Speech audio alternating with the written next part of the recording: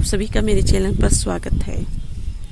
आज के इस वीडियो फ्रेंड्स बहुत ही खूबसूरत plant summer flowering plant ixora के बारे में बात करूंगी, जिसे आप एक तरह से पेरिनियल फ्लावरिंग प्लांट भी कह सकते हैं, यानी कि परमानेंट फ्लावर प्लांट। अगर आप इस प्लांट को एक बार लगा लें तो इसकी कटिंग से आप कई सारे प्लांट आप बना सकते हैं। इसमें आपको ज्यादातर दो वैरायटी देखने को मिलते हैं, एक मिनी वैरायटी और एक ड्वार्फ वैरायटी। ये जो प्लांट आप देख रहे हैं ये मिनी वैरायटी है। मिनी वैरायटी में आपको थोड़े से प्लांट की लंबाई भी थोड़े से कम होगी और इसके फ्लावर भी छोटे साइज के होंगे। और ड्वार्फ वैरायटी में प्लांट की ग्रोथ भी थोड़े से ज्यादा होती है और इसकी फ्लावर भी थोड़े से बिग साइज के होते हैं।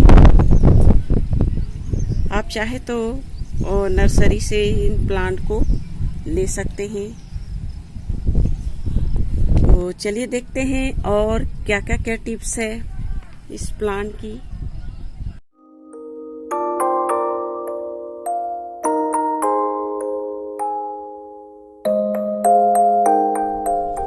सबसे पहले अगर हम इसके सॉइल की बात करें तो फ्रेंड्स ये प्लांट एसिडिक युक्त सॉइल पसंद करते हैं, यानी कि आप इसके सॉइल के पीएच लेवल को मेंटेन करने के लिए इसमें आप मंथ में एक बार इप्सम साल्ट का प्रयोग आप जरूर करें, जिससे इसके सॉइल भी एसिडिक होंगे और पीएच लेवल भी मेंटेन रहेंगे। ये काम आप इस प्लांट में जरूर करें। या फिर क्या कर सकते हैं, इसके सॉइल को रेडी करने के लिए 1 पार्ट के करीब सॉइल और 1 पार्ट के करीब सैंड, 1 पार्ट के करीब कंपोस्ट काऊ डंक ले सकते हैं और 1 पार्ट के करीब वर्मी कंपोस्ट, और थोड़े से मात्रा में आप उसमें नीम खली या कोई फंगीसाइड पाउडर भी मिक्स करें और इसके सॉइल को आप तैयार कर सकते हैं इस प्लांट को लगाने के लिए। ये मेरे प्लांट पिछले साल के ही हैं। पिछले साल में इसके पत्ते पूरी तरह से पीले थे और उसमें फ्लावर भी नहीं आ रहे थे। तो हमने इस प्लांट की ग्रोथ के लिए मैंने बहुत सारे टिप्स अपनाए। इस प्लांट को प्रूनिंग कर दी, तब भी इसके पत्ते जब भी निकले तो पीले निकले। उसके बाद फ्रेंड्स हमने इसे दूसरे पॉट में रिपॉट कर दी। उसके बाद से इसकी ग्रोथ, ये देखिए इसके पत्ते भी ग्रीन हो गए और इसकी ग्रोथ भी जबरदस्त हो रही है। अगर आपके भी इस तरह की स्थिति दिखाई दे, आपके एक्जोरा प्लांट के पत्ते पूरी तरह से पीले हो रहे हैं, तो समझ लें कि आपके प्लांट में आयरन और मैग्नीशियम की कमी है। तो आप उस समय आप तुरंत से दूसरे पॉट में रिपोर्ट कर दें, अच्छी तरह से कंपोस्ट वगैरह डालकर, तभी आप इस प्रॉब्लम से बच पाएंगे। इसमें अगर पूरी तरह से पत्ते पीले हो जाते हैं तो ये निशानी इसके सॉइल का अल्काइन होना भी दर्शाता है, यानी कि आपके सॉइल का पीएच लेवल खराब हो रहे हैं। तो उस समय आपको रिपोर्ट करना बहुत ही जरूरी है। अच्छी तरह से कंपोस्ट डालकर उसमें इस प्लांट को लगा दें। और इसकी अच्छी ग्रोथ के लिए फ्रेंड्स, अगर आपके पुराने प्लांट हैं तो फरवरी के शुरुआत में इसकी हार्ड प्रूनिंग कर दें। आप चाहे तो दूसरे गमले में भी शिफ्ट कर सकते हैं, या फिर इसकी सॉइल की ऊपर की लेयर की हाफ मिट्टी निकालकर उसमें अच्छी तरह से कंपोस्ट वगैरह डालकर इसके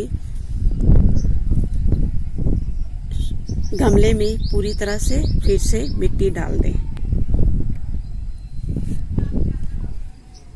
जिससे समर आते आते इस प्लांट की ग्रोथ अच्छी तरह से होगी। अब हम इसके सनलाइट की बात करें तो फ्रेंड्स, ये प्लांट फुल सनलाइट पसंद करते हैं। मैं भी इस प्लांट को फुल सनलाइट में रख रखी हूँ। फुल सनलाइट में रखें, लेकिन इसके सॉइल को मॉइस्चर बनाकर रखें। ये मॉइस्चर भी पसंद करते हैं, यानी कि इसके सॉइल सूखने ना पाए, ड्राई ना हो। आप समर में कम से कम कोशिश करें इवनिंग और मॉर्निंग पानी देने की, खासकर समर सीजन में आप ये काम आप जरूर करें, जिससे इसके सॉइल में मॉइस्चर रहेंगे तो इस प्लांट की ग्रोथ अच्छी तरह से होगी। और इसे फुल सनलाइट में रखें, जहाँ भी रखें कम से कम 7 से 8 आवर की धूप इस प्लांट पर मिले। अब इसके फर्टिलाइजर की बात करें तो फ्रेंड्स, जैसे कि आप देख सकते हैं, ये प्लांट हेवी फ्लावरिंग को प्रोड्यूस करने वाले प्लांट हैं, यानी कि इस प्लांट को थोड़े से हेवी फर्टिलाइजर की भी आवश्यकता पड़ती है। आप इसमें 15 दिन में, खासकर ग्रोइंग सीजन में, इसमें काऊ डंग डाल सकते हैं, बर्मी कंपोस्ट डाल सकते हैं, या फिर डीएपी भी इस प्लांट में आप डाल सकते हैं। एक अंतराल पर आप फर्टिलाइजर डालें। अगर आप एक सप्ताह में बर्मी कंपोस्ट डालते हैं तो उसके एक सप्ताह बाद गमले के अनुसार, जैसे गमले आपके ये देख सकते हैं थोड़े से मीडियम साइज के गमले हैं, तो इसमें 2 से 3 दाने काफ़ी हैं इस प्लांट के लिए। डीएपी को आप घोलकर पानी में डाल सकते हैं इस प्लांट की अच्छी ग्रोथ के लिए, या फिर सीबीडी फर्टिलाइजर भी इस प्लांट में आप डाल सकते हैं। एक काम आप और कर सकते हैं फ्रेंड्स, आप इसके सॉइल की पीएच लेवल को मेंटेन करने के लिए टी लीव्स का भी यूज कर सकते हैं, वो भी इसके लिए उपयुक्त है। यानी कि टी फर्टिलाइजर भी, चाय पत्ती भी इस प्लांट के लिए उपयुक्त है, वो भी आप डाल सकते हैं इसमें। अब इसके हम पेस्ट इंसेक्ट की बात करें तो फ्रेंड्स, इसमें आपको बहुत ही कम मात्रा में पेस्ट इंसेक्ट देखने को मिलते हैं। कभी कभी आप इस पे 15 दिन में नीम ऑयल का स्प्रे अपने प्लांट पर करते रहें, जिससे पेस्ट इंसेक्ट इन प्लांट से दूर रहें। तो फ्रेंड्स, लगभग सभी इंफॉर्मेशन इस प्लांट के बारे में दे चुकी हूँ। अगर और भी कोई जानकारी चाहिए तो आप हमसे कमेंट बॉक्स में पूछ सकते हैं। Thank you.